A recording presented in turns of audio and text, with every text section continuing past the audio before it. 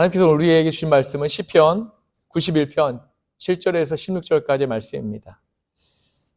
그리고 주보에는 기재되지 않았지만 요한복음 12장 27절에서 30절까지의 말씀도 우리가 함께 보겠습니다. 먼저 시편 91편 7절에서 16절까지의 말씀을 제가 봉독해 올리겠습니다. 1000명이 내 왼쪽에서 10,000명이 내 오른쪽에서 엎드러지나 이 재앙이 내게 가까이 하지 못하리로다. 오직 너는 똑똑히 보리니 악인들의 보응을 내가 보리로다. 내가 말하기를 여호와는 나의 피난처시라 하고 지존자를 너의 거처로 삼았으므로 화가 내게 미치지 못하며 재앙이 내 장막에 가까이 오지 못하리니 그가 너를 위하여 그의 천사들을 명령하사 내 모든 길에서 너를 지키게 하심이라. 그들이 그들의 손으로 너를 붙들어 발이 돌에 부딪히지 아니하게 하리로다. 내가 사자와 독사를 밟으며 젊은 사자와 뱀을 발로 누리리로다. 하나님이 이르시되 그가 나를 사랑한즉 내가 그를 건지리라. 그가 내 이름을 안즉 내가 그를 높이리라. 그가 내게 간구하리니 내가 그에게 응답하리라. 그들이 환난 당할 때에 내가 그와 함께하여 그를 건지고 영화롭게 하리라. 내가 그를 장수하게 함으로 그를 만족하게 하며 나의 구원을 그에게 보이리라 하시도다. 아멘. 계속해서 요한복음 12장 27절에서 30절까지의 말씀을 역시 제가 봉독하겠습니다. 지금 내 마음이 괴로우니 무슨 말을 하리요? 아버지여 나를 구원하여 이때를 면하게 하여 주옵소서. 그러나 내가 이를 위하여 이때에 왔나이다. 아버지여 아버지의 이름을 영광스럽게 하옵소서 하시니 이에 하늘에서 소리가 나서 이르되 내가 이미 영광스럽게 하였고 또 다시 영광스럽게 하리라 하시니 곁에 서서 들은 무리는 천둥이 울었다고도 하며 또 어떤 이들은 천사가 그에게 말하였다고도 하니 예수께서 대답하여 이르시되 이 소리가 난 것은 나를 위한 것이 아니요 너희를 위한 것이니라. 아멘. 살아계신 하나님의 말씀입니다. 아멘. 지금 우리는 너무나도 불확실한 시대에 살아가고 있습니다. 지난주에 고국에서 들려오는 뉴스를 보니까 서울 신림동 어딘가에서 지나가는 젊은이가 어떠한 이유도 없이 살인을 저지른 사람에 의해서 일명 묻지마 살인으로 죽었다는 소식이 있었고, 여름 장마에 비가 너무 많이 와서 순식간에 불어난 물에 지하차도에 갇혀서 적지 않은 그런 사람이 죽었다는 뉴스도 들었습니다. 아직 장마가 끝나지 않았다고 하니까 더 많은 희생자가 또 생기지 않을까 우려가 됩니다. 왜 이러한 일들이 성실히 살아가고 또 아무 잘못도 없는 사람들에게 일어나는가? 이런 것들을 생각하면서 저는 그 영혼들을 위해서 크리스천으로서 하나님의 백성으로서 더욱 하나님의 자비와 또 긍휼을 간구하게 됩니다. 이러한 비극적인 일들은 비단 조국뿐만 아니라 지금 세계 곳곳에서 우리가 사는 미국 안에서도 너무나도 많이 일어나는 것을 우리가 보고 있는데, 저 개인적으로는 물론 그전에도 없었던 일은 아니지만 코로나로 인한 팬데믹을 지난 시점에서 그동안 사람들에게 그 기간에 쌓여있던 울분과 스트레스 이런 것들이 한꺼번에 쏟아지고 있는 것으로 생각이 됩니다. 하지만 사실 이 모든 것들의 원인은 바로 사단의 역사입니다. 하나님이 만들어 놓으신 이 아름다운 창조의 질서를 어떻게든 무너뜨리려고 갈라놓으려고 하는 사단의 역사이지요. 그런 의미에서 우리 믿는 자들의 간절한 기도가 더욱 절실한 때인 것이라고 저는 믿습니다. 할렐루야. 믿는 자의 기도가 하나님의 마음을 움직일 수 있음을 깨닫기를 바랍니다. 그럼에도 저는 한동안 제 자신이 하나님에게 어떠한 존재일까를 생각할 때가 있었습니다. 특별히 기도를 꾸준히 하는데도 일이 잘 풀리지 않을 때나 또 원하는 바가 잘 이루어지지 않을 때, 또 기도 응답이 이루어지지 않는 것 같을 때 주로 이런 생각을 제가 하게 되더라는 것이지요. 여러분 중에도 저와 같은 생각을 또 경험을 많이 하신 분이 계실 줄 압니다. 이럴 때 우리는 내가 과연 나 자신이 정말 하나님에게 중요하고 귀한 존재이기는 한 것인가? 하나님이 나를 정말 사랑하신다면 성경의 말씀대로 나를 위해 졸지도 않으시고 주무시지도 않으신다는 그 하나님께서 나에게 이럴 리가 없으실 텐데, 이런 생각이 들 수 있다는 것이죠. 우리가 신앙생활을 하면서 신앙인으로서 생활하면서 이런 생각을 충분히 할 수 있다는 것입니다.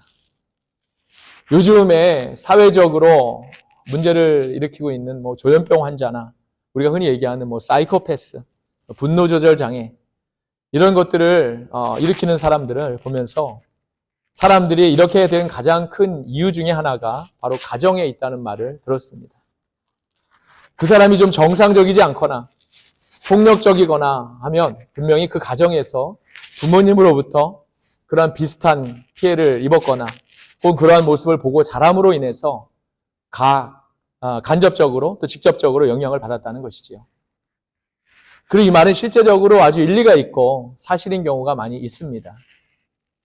반면에 사랑을 많이 받고 자란 사람은 다른 사람에 대해서 넉넉한 마음이 있고 또 배려하는 마음이 많이 있다는 것이지요.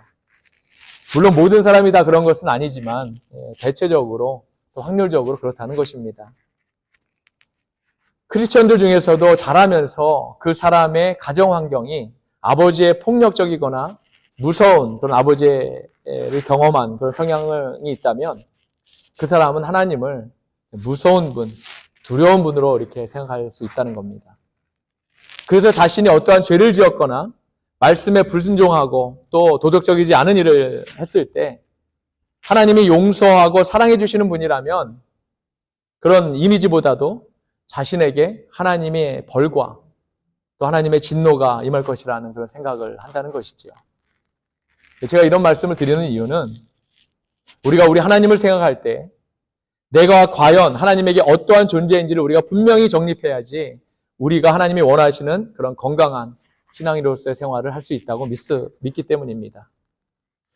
그리고 우리의 믿음이 우리의 환경이나 어떠한 고난 안에서도 하나님이 나를 도우시고 가장 좋은 것으로 인도하신다는 그런 믿음을 가지고 문제와 고난을 이겨낼 수 있어야 하기 때문에 그렇습니다.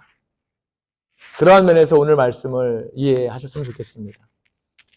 시편 91편의 말씀은 특별히 하나님이 당신의 백성인 우리를 어떻게 생각하시는지에 대해서 잘 알려주는 말씀입니다. 특히 저는 오늘 우리가 읽었던 91편 7절의 말씀을 읽을 때면 저를 향하시는 너무나도 큰 하나님의 사랑을 제가 느낍니다. 1000명이 내 왼쪽에서 10,000명이 내 오른쪽에서 엎드러지니 이 재앙이 내게 가까이 하지 못하리로다. 여러분 한번 상상해 보시기 바랍니다. 여러분이 전쟁의 병사로 나간 겁니다. 지금 전쟁터 안에 있는 거죠. 전쟁터에서 아주 많은 병사들 가운데 여러분이 서 있는데 여러분의 왼쪽에서 1000명이나 되는 사람이 엎드러지고 오른쪽에서는 10,000명이 넘는 사람이 적들의 공격에 쓰러지고 있습니다. 지금 우크라이나에서 벌어지고 있는 전쟁에서 보니까 미사일이 막 왔다 갔다 하고 전투기들끼리도 공중에서 막 무자비하게 막 미사일을 쏘고 싸우는 것을 우리가 보지 않습니까? 그러면서 저는 이게 바로 전쟁이구나 실감을 했는데 이렇게 어떠한 자비나 용서함이 없이 적을 죽이고 없애야지만 완전히 끝나는 것이 바로 참혹한 전쟁인 것이죠. 지금 저와 여러분이 이러한 전쟁 상황 안에 있는 것입니다. 이렇게 내 주위에 다른 사람들이 다 엎어져고 또 죽어가는 가운데서도 바로 그 와중에도 나만 무사한 겁니다, 여러분. 이러한 참혹한 죽고 죽이는 전쟁에서도 그 재앙이 나에게는 미치지 못한다는 것이 바로 하나님의 약속의 말씀인 것입니다. 할렐루야. 이 얼마나 놀라운 말씀입니까, 여러분. 하나님이 저와 여러분을 이렇게 지켜주신다는 것이지요. 저는 이 약속의 말씀이 특별히 그동안 3년에 걸친 코로나로 인한 팬데믹으로부터 마음과 몸이 완전히 병들고 물가 그렇게 해서 또 이렇게 좀 조금씩 치유되고 있는 것 같았는데 또 다시 경제가 어려워져서 물가도 한없이 치솟아서 불안하고 힘겨운 그런 지금과 같은 불확실한 상황 안에서 더욱 우리에게 꼭 필요한 말씀이라고 믿습니다. 우리에겐 이런 확실히 우리가 붙들고 의지할 위로와 소망이 동반된 그런 약속의 말씀이 꼭 필요한 것입니다, 여러분. 특별히 하나님은 우리의 모든 길에서 우리를 지키신다고 했습니다. 할렐루야. 사랑하는 여러분, 모든 길입니다. 하나님의 우리를 향한 약속은 어떤 때는 지켜주시고 다른 때는 모른 척 하시는 것이 아니라 우리의 모든 길에서 우리를 안전하게 지켜주신다는 것입니다. 말씀이 이러할진데 우리가 어떻게 하나님께 영광을 올리지 않을 수 있겠습니까? 그런데 하나님이 우리를 이렇게 여기시는 이유가 있습니다. 성경은 그 이유를 이렇게 말하고 있습니다. 하나님이 이르시되 그가 나를 사랑한즉 내가 그를 건지리라. 그가 내 이름을 안즉 내가 그를 높이리라. 그가 내게 간구하리니 내가 그에게 응답하리라. 그들이 환난 당할 때 내가 그와 함께하여 그를 건지고 영화롭게 하리라. 내가 그를 장수하게 함으로 그를 만족하게 하며 나의 구원을 그에게 보이리라 하시니라. 아멘. 그 이유는 우리가 하나님을 사랑하기 때문입니다, 여러분. 우리가 그분의 이름을 알고 있기 때문이고 그분의 이름으로 기도하고 간구하기 때문입니다. 또한 하나님은 우리의 환난 때에 우리를 건지시고 우리에게 당신의 구원을 보여주신다는 것을 우리가 믿고 신뢰하기 때문입니다. 할렐루야. 이러한 저와 여러분 모두가 되시기를 주님의 이름으로 축원합니다. 아멘. 사랑하는 여러분, 바로 우리가 전심으로 기도하고 간구할 때 바로 이때 이 일이 가능하다는 것입니다. 저는 믿는 자에게는 말씀과 기도가 전부라고 믿습니다. 사실 성도는 말씀과 기도가 없으면 아무것도 아니지요. 우리가 하나님의 말씀을 듣거나 읽어도 기도하지 않으면 그 말씀 안에 하나님이 진정으로 원하시는 뜻이 무엇인지 우리가 깨달을 수 없습니다. 하나님의 말씀은 성도의 기도를 통해 이해되고 완성되는 것이기 때문에 그렇습니다. 말씀은 읽는데 기도하지 않는다거나 기도는 열심히 하는데 그 안에 말씀이 없다거나 한다면 말씀을 통한 진정한 하나님의 뜻이 무엇인지 우리가 알 수 없을 것이기 때문이지요. 말씀은 열심히 읽는데 기도하지 않으면 어떻게 되겠습니까? 그 말씀이 우리 생활 안에 묻어나지 않게 되겠지요. 그 성도에게 있어서 말씀은 머리로만 이해되고 가슴의 찔림과 결단 그리고 말씀의 순종에 대한 행함이 없을 것입니다. 반면에 기도는 열심히 하는데 말씀이 없다면 어떻게 되겠습니까? 기도하면서도 계속 고민하겠지요. 뭘 고민하게 될까요? 과연 하나님이 이 기도를 듣고 계시는지, 또 얼마나 더 오래, 더 열심히 기도해야 들으실지, 이런 고민을 기도하면서도 계속 하게 된다는 것입니다. 그래서 성도는 말씀과 기도가 항상 함께 생활화되어야 하는 것입니다. 그러면 우리가 어떻게 말씀과 기도를 생활할 수 있을까요? 오늘 우리가 시편 본문과 함께 읽었던 요한복음 12장 27절에 보면 우리 주님의 기도가 기록되어 있는데 이렇습니다. 지금 내 마음이 괴로우니 너희 무슨 말을 하리요? 아버지여 나를 구원하여 이때를 면하게 하여 주옵소서. 그러나 내가 이를 위하여 이때에 왔나이다. 아멘. 예수님의 기도입니다. 근데 예수님은 기도를 참 사랑하셨죠. 너무나 사랑하셨습니다. 우리가 친한 사람을 만나서 서로 이야기하는 것 이상으로 예수님은 기도를 사랑하셨습니다. 또 중요한 일이 있을 때마다 항상 기도하셨죠. 예수님의 기도는 그 당시에 기도를 많이 하기로 소문난 유대인 지도자들, 특히 바리새인들과는 분명한 차이가 있었습니다. 바리새인들도 기도를 참 많이 한 것으로 알려지고 있고 유명합니다. 하지만 그들의 기도는 자기 자신들을 위한 기도였고 많은 부분 사람들에게 보여주기 위한 그런 형식적인 기도였다는 겁니다. 그들은 자신들의 기도를 통해서 그 자신이 얼마나 경건한 사람인가를 사람들에게 자랑하고자 한 것이지요. 하지만 예수님의 기도는 그야말로 사랑하는 사람과의 대화였습니다. 그것도 하나님과의 깊은 대화였고 서로를 충분히 이해하는 그런 대화였습니다. 예수님은 사람과의 대화를 나누는 중에도 하나님과의 깊은 대화의 시간을 가지셨습니다. 옆에 사람이 있든 없든 예수님은 자기 속으로 경험하고 있는 그런 깊은 고통을 그대로 있는 그대로 하나님께 털어놓으시면서 하나님의 도움을 호소했습니다. 그래서 그 기도는 응답이 있는 기도였습니다. 요한복음의 그 다음 구절 28절을 보니까 우리 주님의 기도의 응답으로 하늘에서 어떤 소리가 들렸다고 했습니다. 그런데 그 소리가 어떤 소리인지 알아듣는 사람도 있었지만 또 그렇지 못한 사람도 있었습니다. 그리고 나서 예수님은 제자들에게 자신의 죽음이 가지는 의미에 대해서 설명하고 계십니다. 사랑하는 여러분, 우리는 하나님을 사랑의 하나님으로 생각할 때가 얼마나 많은지 모릅니다. 그래서 우리의 모든 잘못도 감싸주시고 우리가 행한 죄도 다 용서해 주시는 하나님이라고 이해하지요. 이 말씀 분명히 맞는 말씀입니다. 하지만 하나님은 사랑의 하나님이시면서 동시에 공의의 하나님이십니다, 여러분. 하나님은 우리가 죄를 지어도 사랑하시는 분이 아니라 우리가 지은 죄에 대한 확실한 회개가 있어야지 용서해 주신다는 사실을 우리가 분명히 깨달아 알아야 합니다.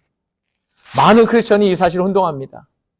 죄에 대한 확실하고 분명한 회개가 없으면 하나님은 우리를 만나주시지 않으십니다. 우리가 분명히 알아야 할 것은요, 하나님은 죄를 미워하신다는 사실입니다. 죄와 원수가 되신다는 사실이죠. 그럼에도 하나님이 우리의 죄를 용서하시는 이유는 바로 예수님의 희생 때문임을 우리가 분명히 알아야 합니다. 그래서 우리가 죄를 짓게 되면 하나님은 기뻐하지 않으십니다.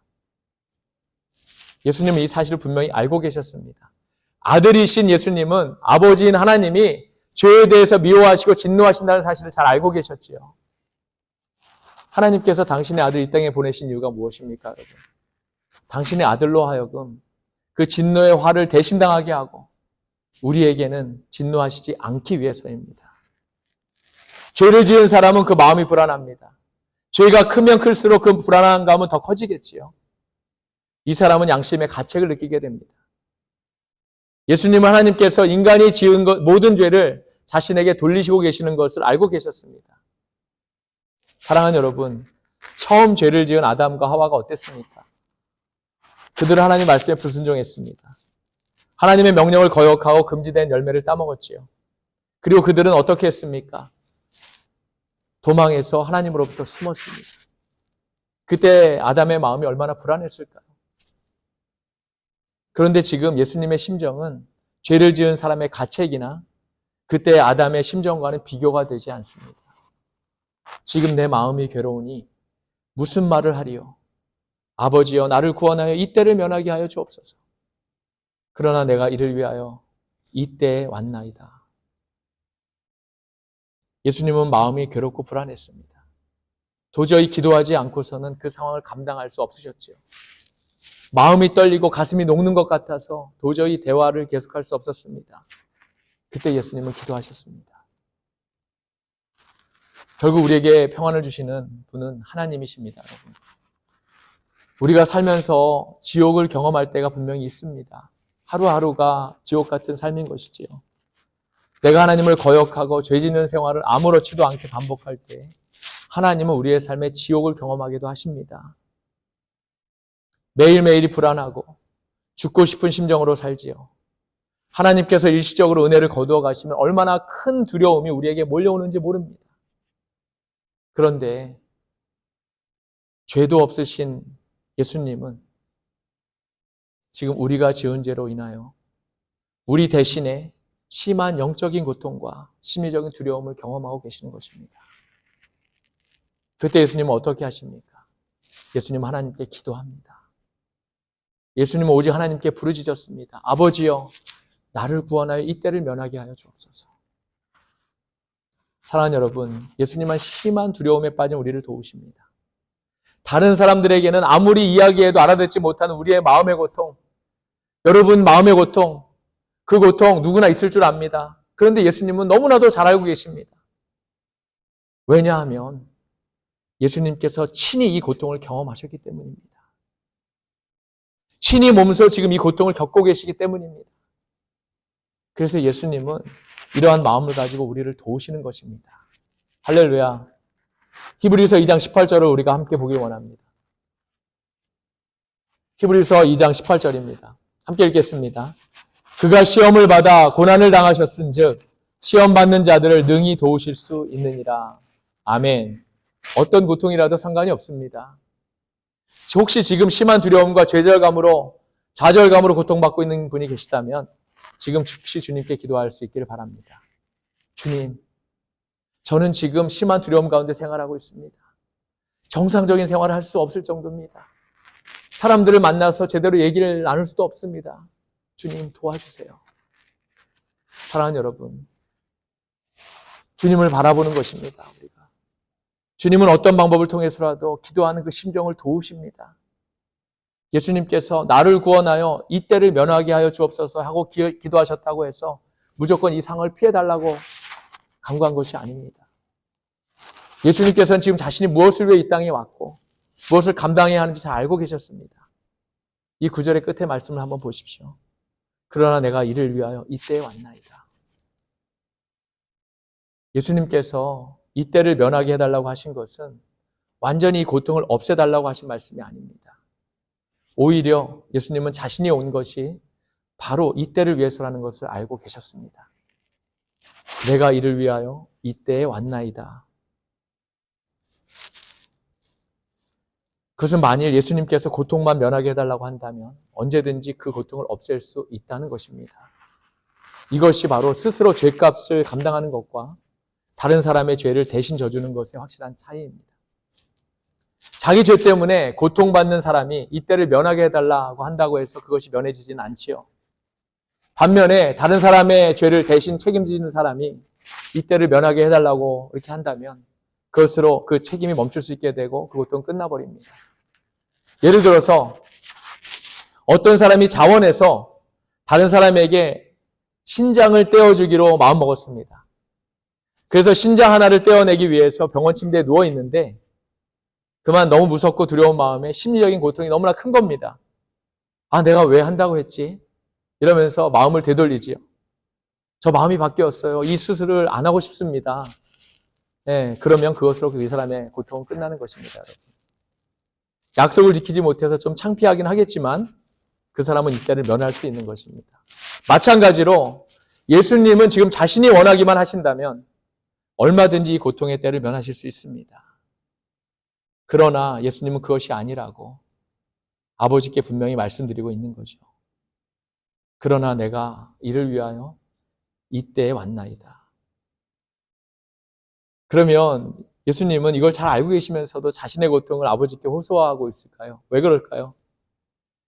예수님은요, 하나님께 얼마든지 아픈 것을 아프다고 말할 수 있고 자신의 고통을 얼마든지 하나님께 표현할 수 있습니다. 왜 그렇습니까, 여러분? 왜 그렇지요? 아버지니까요. 아버지니까 말할 수 있는 겁니다. 여러분의 고통, 여러분의 염려, 여러분의 아픔, 우리 하나님께 다 아뢰을 수 있길 바랍니다.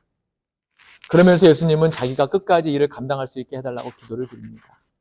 아버지요, 아버지의 이름을 영광스럽게 하옵소서. 아들이 원하는 것은 아버지의 이름이 영광스럽게 되는 겁니다. 어떻게 아버지의 이름이 영광스러워질 수 있을까요?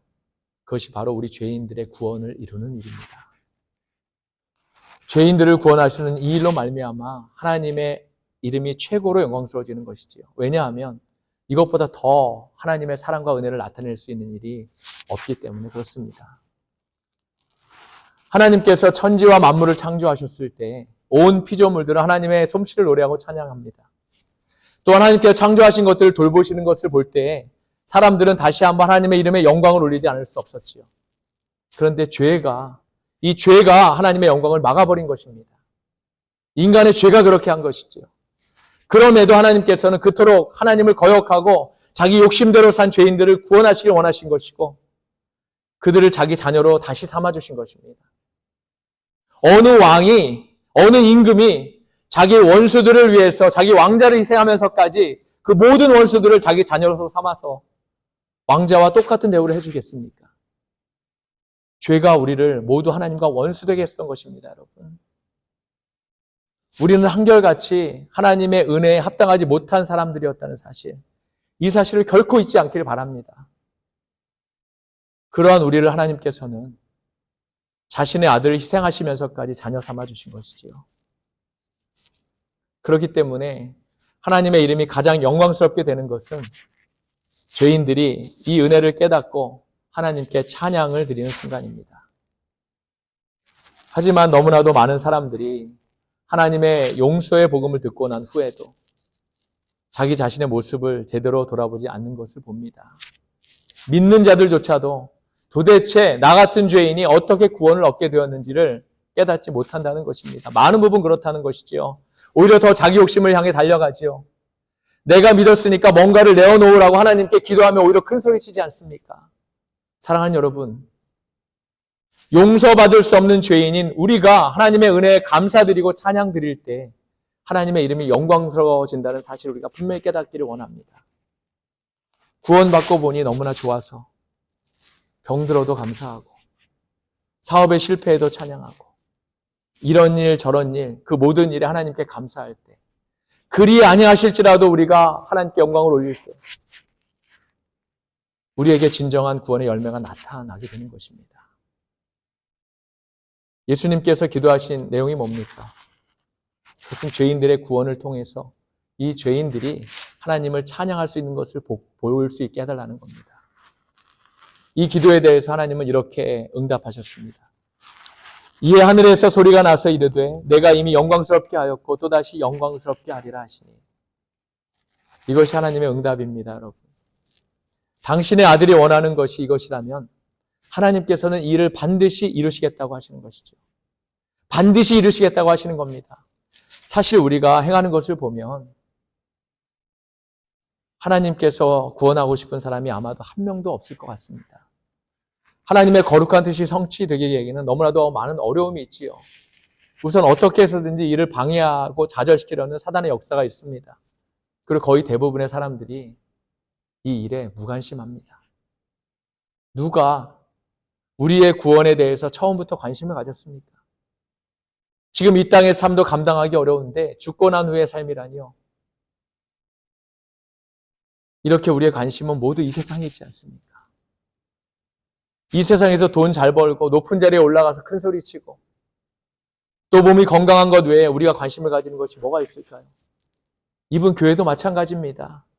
교회가 더욱더 커지기를 원하고 많은 사람이 모이기를 원하고 하지만 그 안에 정말 구원에 대한 관심이 있습니까, 여러분?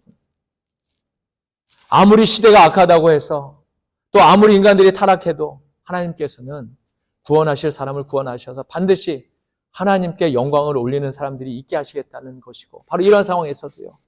그것이 하나님 아버지의 마음이라는 것입니다. 우리의 구원은 하나님의 열심임을 잊지 않기를 바랍니다. 할렐루야. 하나님의 이 열심이 없으면 어느 누구도 예수를 믿지 않습니다. 예수를 믿는다고 해도 자기의 이익을 위해서 믿는 것이지 진정한 크리스천이 되지는 못한다는 것입니다. 그럼에도 하나님은 반드시 이들을 구원하시겠다는 겁니다. 당신의 아들의 피가 헛되지 않도록 지금까지 그렇게 해왔고 앞으로도 계속 그렇게 하시겠다는 것이죠. 우리가 여러 가지 일로 큰 낙심과 걱정과 염려 가운데 있을 때 우리를 붙들어 주시는 것은 하나님의 음성인 줄 믿습니다.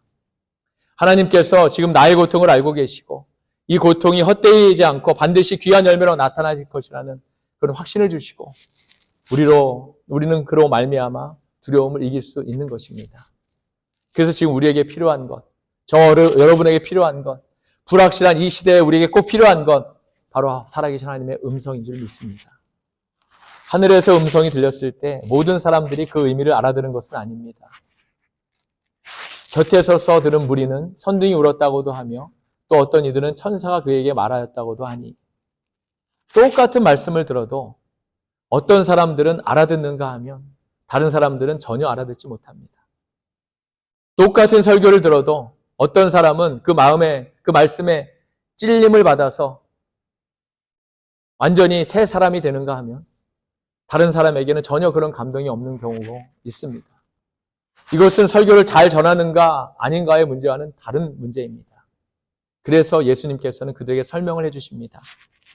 예수께서 대답하여 이르시되 이 소리가 난 것은 나를 위한 것이 아니요 바로 너희를 위한 것입니다. 아멘. 예수님은 제자들이 십자가를 보고 좌절하거나 실망해서 그들의 신앙을 다 잃어버리지 않도록 하늘의 음성을 설명해 주신 것입니다. 바로 이 음성은 너를 위한 것이다. 바로 너를 위한 것이다. 말씀하면서 말이죠. 저와 여러분, 우리를 위한 음성이니 우리가 꼭 귀 기울여서 들어야 하는 것입니다. 말씀을 마칩니다. 사랑하는 여러분, 우리의 삶이 얼마나 고되고 힘겨운 삶입니까? 이러한 삶에서 우리가 의지할 것은 오직 우리 하나님 한 분밖에는 없습니다. 왼쪽에 1000명이 쓰러지고 오른쪽에 10,000명이 쓰러져도 너는 안전할 것이라는 하나님의 약속, 그 약속 붙들고 우리 가는 겁니다. 그래서 우리는 그분만을 의지해야 하는 것이지요. 한 분만을 의지하는 겁니다. 그래서 우리가 기도해야 합니다. 기도합시다. 간절히 간구합시다. 그러면 주님께서 만나주실 것이고 응답해 주실 것입니다. 주님은 말씀하십니다. 이 음성은 바로 너를 위한 것이다. 이 음성은 저와 여러분을 위한 것입니다. 할렐루야. 이 시간 이 음성이 저와 여러분 모두에게 임할 수 있기를 주님의 이름으로 축원합니다. 예수님께서는 우리가 하나님께 그분의 영광을 올리기 위한 기도를 하기를 원합니다. 저와 여러분 모두 이러한 기도를 할 수 있기를 바랍니다. 아버지여, 아버지의 이름을 영광스럽게 하옵소서. 아버지의 이름을 영광스럽게 하옵소서. 지금까지 우리의 기도가 우리의 간구나 필요를 위한 기도였다면 이제부터는 하나님의 뜻을 구하고 하나님의 영광을 구하는 그런 기도가 되기를 바랍니다. 우리 기도가 이러할진대 하나님의 음성이 저와 여러분에게 임할 것을 저는 확신합니다. 그러한 저와 여러분 모두가 되시기를 주님의 이름으로 간절히 축원합니다. 아멘. 함께 기도하겠습니다.